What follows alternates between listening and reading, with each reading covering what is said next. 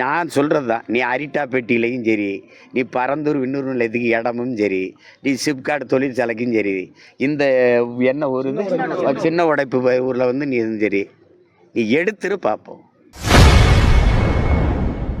பரந்தூர் விமான நிலையத்திற்கு இடத்தை தன்னை தாண்டிதான் எடுக்க முடியும் என நாம் தமிழர் கட்சி ஒருங்கிணைப்பாளர் சீமான் செய்தியாளர் சந்திப்பில் ஆவேசமாக தெரிவித்துள்ளார். கவலைப்பட்டுக்கிட்டு இருந்தீங்கன்னா என்ன அர்த்தம்?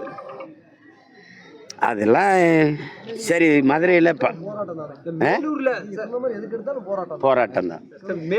அது தான் தெளிவாக எங்கள் தலைவர் எப்போ சொல்கிறார் பாருங்க. தொடக்கத்தில் அவர் போராட தொடங்கும் போது ஒரு வார்த்தையை சொல்கிறாரு, மற்ற இனங்களுக்கெல்லாம் வாழ்க்கையில் எப்போதாவது போராட்டம் வரும், நமக்கு போராட்டமே வாழ்க்கையாக மாறிடுச்சுறான்ட்டு.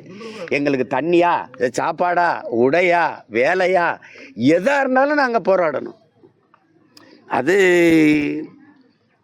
அதனால் இப்போ இவங்களுக்குன்னு ஒன்றும் பேசுகிறதுக்குன்னு ஒருத்தர் இல்லை, அது இல்லைன்னு நினைக்காதீங்க. அடித்தட்டு மக்கள், உழைக்கும் மக்கள், இவங்களுக்குன்னு இவங்க வாக்கு தான் இந்த இடத்துல வெற்றியை தீர்மானிக்கும்னா நீங்கள் எங்களை இவ்வளோ எளிதாக பேர் தெரிய முடியாதுல்ல.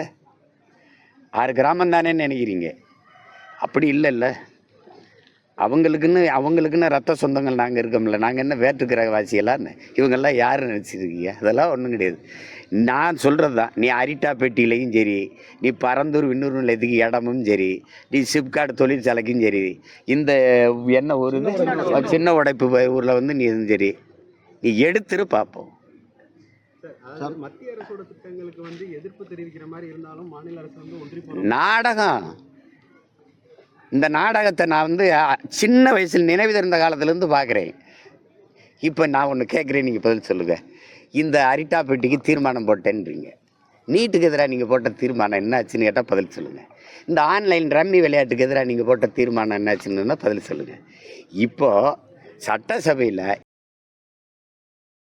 செய்திகளை உள்ளது உள்ளபடி தெரிந்து கொள்ள ரெஃப்ளெக்ட் நியூஸை சப்ஸ்கிரைப் பண்ணுங்க.